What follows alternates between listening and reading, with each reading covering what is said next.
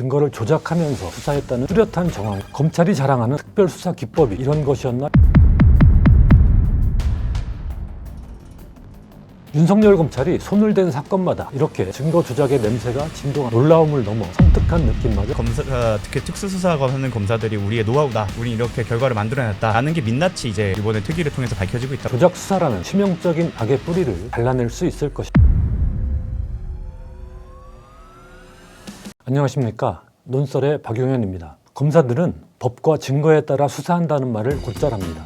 일체의 다른 고려 없이 오로지 증거와 법리에 따라서만 오로지 증거가 가리키는 곳만을 찾아가서, 그러나 실제로는 법을 위반해 증거를 조작하면서 수사했다는 뚜렷한 정황이 윤석열 정치검찰 조작기소 국정조사를 통해 속속 드러나고 있습니다. 놀랍게도 대장동, 대북송금, 윤석열 명예훼손, 문재인 정부 통계 조작 등 모든 사건에서 빠짐없이 증거 위조, 변조 의혹이 제기됐습니다. 검찰이 자랑하는 특별수사 기법이 이런 것이었나 싶을 정도입니다. 국정조사에서 떠오른 대표적인 6가지 사례를 정리하기에 앞서 관련 법을 간략히 보겠습니다. 뉴스에는 증거인멸죄가 많이 등장하는데요. 형법 제155조는 증거인멸죄와 함께 증거위조, 변조죄도 규정하고 있습니다. 대개의 경우 수사 대상자의 죄를 감추기 위해 이런 행위를 하는데요. 이때는 징역 5년 이하에 처합니다.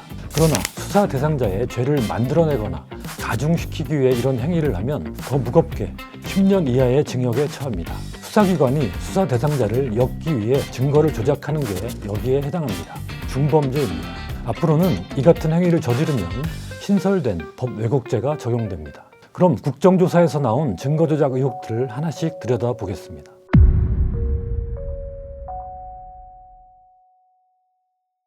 대장동 사건의 핵심 물증인 정영학 회계사의 녹취록에서 재창의형이란 대목이 이재명 대통령 측근인 정진상 전 정무조정실장을 연상케 하는 실장님으로 변조됐습니다. 윤석열 정권 들어 2기 수사가 진행되면서 새로 작성된 녹취록에서입니다.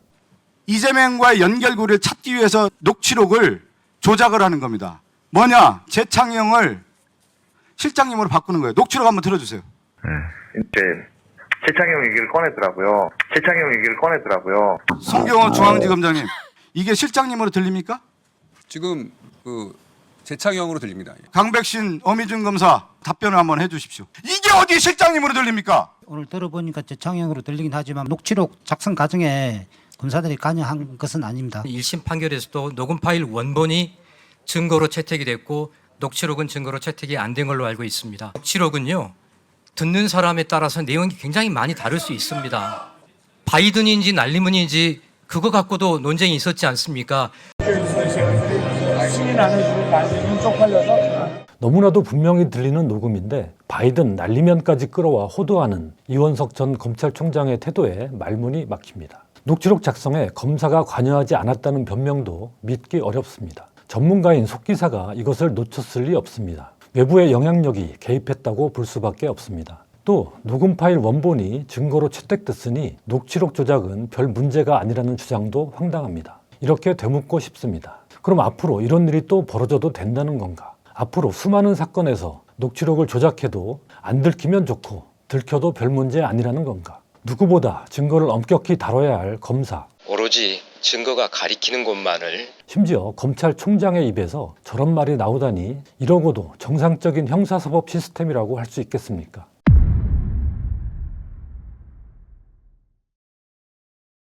대장동 사건에서 증거 조작 의혹은 또 있습니다. 정영학 회계사가 작성한 사업성 분석 파일을 검사가 변조했다는 의혹입니다. 정영학 회계사 변호인의 증언입니다. 정영학 회계사가 2021년 10월 1일 검찰에 대장동 관련 자료 담긴 USB 제출했죠. 네, 제출했습니다. 최근에 증인이 직접 법원 제출한 그 USB 원본 열람 검토하신 적 있으시죠? 네, 있습니다. 2015년 2월 26일자 사업성 분석 계획서 엑셀 파일 원본에는 대장동 택지 예상 분양가가 평당 1,400만 원으로 기재되어 있지 않았나요? 예. 정영학 회계사가 평당 1,500만 원으로 사업성 분석한 파일 애초에 그 안에 들어있지 않았죠? 네, 없습니다. 그런데 법원에 제출된 기록에는 1,500만 원 엑셀 출력물이 편철되어 있었거든요. 아시죠? 이 프레임을 만들기 위해서 남재현 검사가 그걸 만들었던 것이고 그게 밝혀질까 봐 USB를 끝까지 안 냈던 것이고 25년 1월 달 정영학 회계사가 증언하는 마지막 단계까지 내지 않아서 제가 법정에다 요구를 했습니다. 1심에서는 오히려 증거를 조작한 검사한테 받았던 진술에 대해서 신빙성을 부여하고 오히려 객관적인 USB를 검토해서 24년과 25년은 법정 증언을 했음에도 불구하고 그걸 부인한 것은 제가 생각할 때는 원심 재판은 상당히 그 원인은 검찰의 선별적인 증거 제출에 의한 것이라는 저는 생각을 하고 있고 이 증언이 맞다면 딱 떨어지는 증거 조작입니다. 반드시 진상이 규명돼야 합니다.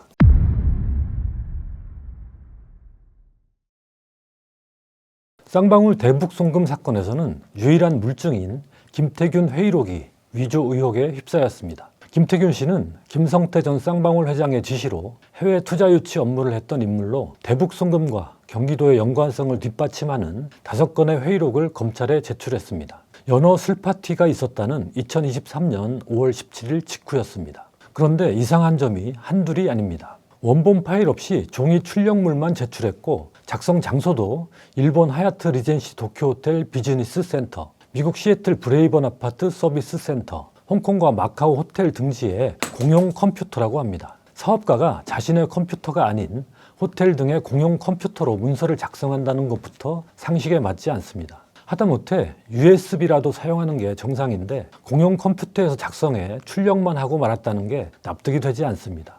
해당 호텔 등에는 비즈니스 센터가 아예 없다는 증언까지 나왔습니다. 노정면 더불어민주당 의원이 최근 일본 하얏트 리젠시 도쿄 호텔을 방문해 고위 관계자를 면담한 내용을 공개했습니다. 김태균이 당신 호텔의 비즈니스 센터를 이용했다는데 비즈니스 센터가 있어요? 라고 했더니 이렇게 답합니다. 그런 곳은 한 번도 이 호텔에 없었다 라고 아주 명확하게 얘기합니다. 이분이 30여 년 동안 근무했다니까. 당시 수사를 지휘했던 김영남 전 부장검사는 이 중요한 증거에 대해 기억나는 게 별로 없다고 답했습니다. 회의록 보시면은 작성 장소와 날짜가 다르지만 형식과 글자체는 완전 동일합니다. 일본, 미국, 홍콩에서 그 회의록을 프린트했다는데 공용 컴퓨터에서 프린트를 했습니다. 그 실제로 언론 보도에 하면은 해당 호텔에서는 한글 프린트가 안 된다는 겁니다. 이런 게 모두 검찰 조수에서도 진술을 했어요. 김영남 정인. 이런 거에 대해서 그때 박성룡 검사한테 보고받고 이거 이상하다. 다시 확인해야 된다 말하지 않았습니까? 이 회의록에 대해서 기억나는 게 별로 없고요.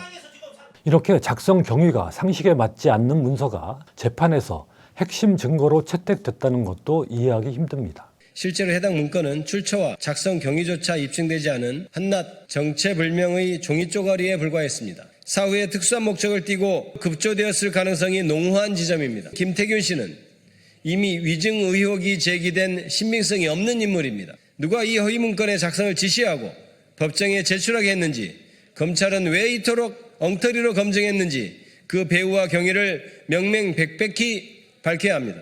이는 국가 권력을 동원한 정치 공작이자 사법 정의 파괴입니다.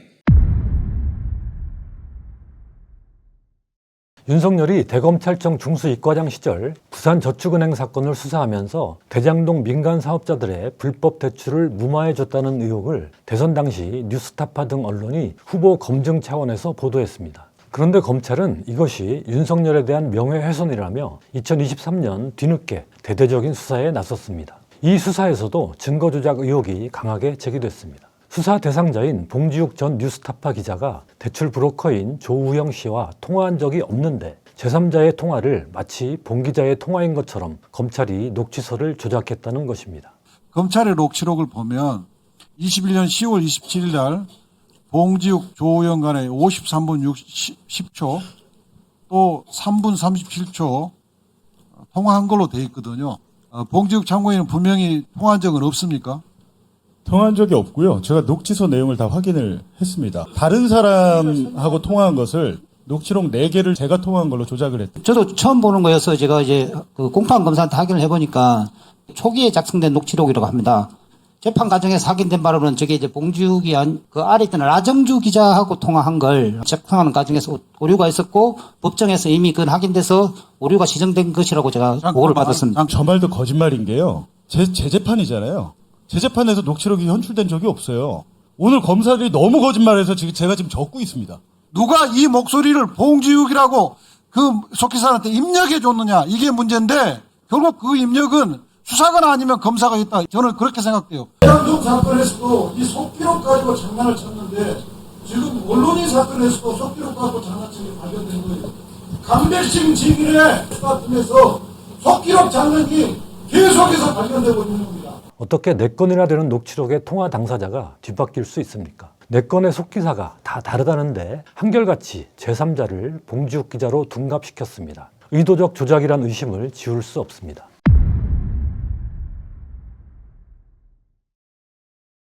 이뿐만이 아닙니다. 한상진 뉴스타파 기자의 문자 메시지도 조작됐다는 증언이 나왔습니다. 검찰 수사보고서 보세요. 제목도 본문에도 모두 다 윤석열 잡아야죠 한 건 했습니다. 이게 한상진 문자 메시지 발견되었다는 식으로 적고 있어요. 이 말 있었습니까? 없습니다. 제가 압수수색 당했었던 휴대폰을 그대로 제가 포렌식을 했고 없다는 걸 확인해서 관련된 서류는 곧 제가 민형사 고소에 활용할 생각입니다. 윤석열을 음해하기 위해 보도를 했다는 검찰의 수사 방향에 맞춰 한상진 기자가 하지도 않은 말을 검찰이 지어냈다는 것입니다.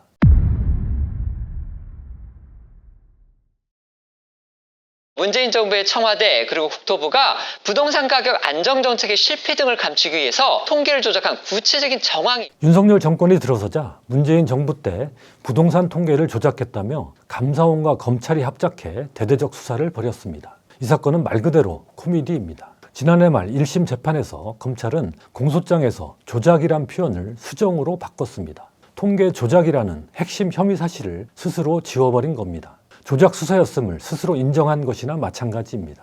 기소 후에 1년 4개월이 지나서야 법정에서 그것도 슬그머니 공소장의 조작 표현을 수정으로 변경했습니다.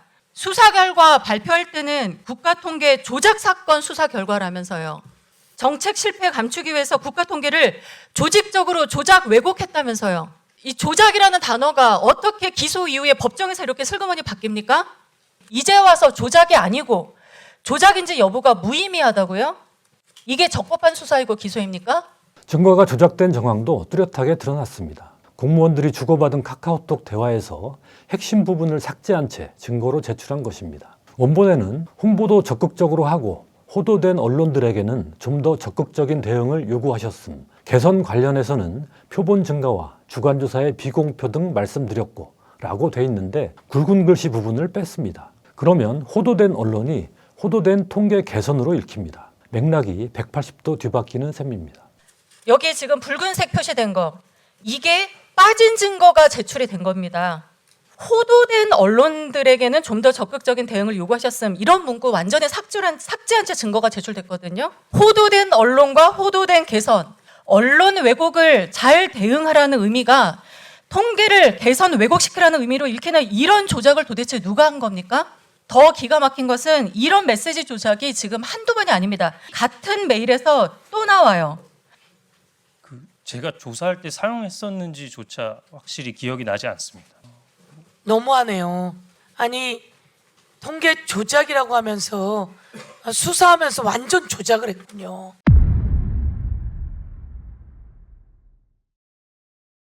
윤석열 검찰이 손을 댄 사건마다 이렇게 증거 조작의 냄새가 진동합니다. 놀라움을 넘어 섬뜩한 느낌마저 듭니다. 증거 조작은 형사사법 체계를 근본적으로 망가뜨리는 행위입니다. 검찰 수사권의 정당성을 송두리째 무너뜨리는 행위입니다. 이재명 대통령은 지난 3월 4일 X에 정의 실현을 하라고 국민이 맡긴 수사 기소권으로 누군가를 죽이고 빼앗고 감금하기 위해 하는 증거 조작, 사건 조작은 일반 범죄자가 저지르는 강도나 납치, 살인보다 나쁜 짓이라고 했습니다. 그런데도 청문회에 나온 검사들은 증거 조작 정황이 드러나도 하나같이 대수롭지 않다는 태도였습니다. 만약에 특검이 검사들의 증거 조작 혐의를 수사하면서 똑같은 수법으로 녹취록을 조작하고 문자 메시지를 위조하고 파일을 수정하고 작성 경위가 불분명한 문서를 증거로 제출하면 검사들은 어떤 반응을 보일까요? 불법 수사라며 난리를 칠 게 불보듯 뻔합니다. 이런 검찰에 수사권을 계속 줘도 될까요? 최근 보안 수사권 논란과 관련해 경찰의 부실 수사 등을 지적하는 보도들이 나오고 있습니다.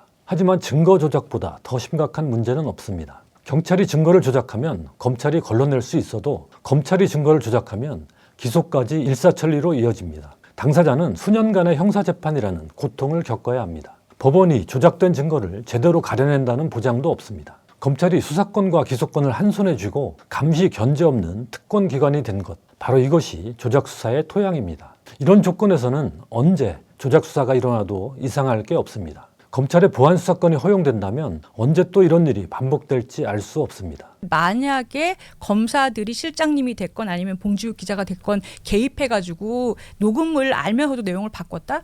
전 이거는 밝혀야 된다고 봅니다. 녹취사에 대해서 이거는 강요를 했을 뿐만 아니라 증거도 위조도 시킨 거고. 검사, 특히 특수수사관 하는 검사들이 우리의 노하우다. 우린 이렇게 결과를 만들어냈다. 라는 게 민낯이 이제 이번에 특위를 통해서 밝혀지고 있다고 보입니다. 증거 조작 의혹은 특검 수사를 통해 낱낱이 규명하고 무겁게 책임을 물어야 합니다. 지난 20일 박정훈 전 해병대 수사단장의 구속영장에 허위 사실을 기재한 혐의로 재판받는 국방부 검찰단 소속 군 검사들에게 최상병 특검이 징역형을 구형했습니다. 사건을 조작하면 처벌받는데 검찰도 예외가 돼선 안 됩니다. 그래야만 조작 수사라는 치명적인 악의 뿌리를 잘라낼 수 있을 것입니다.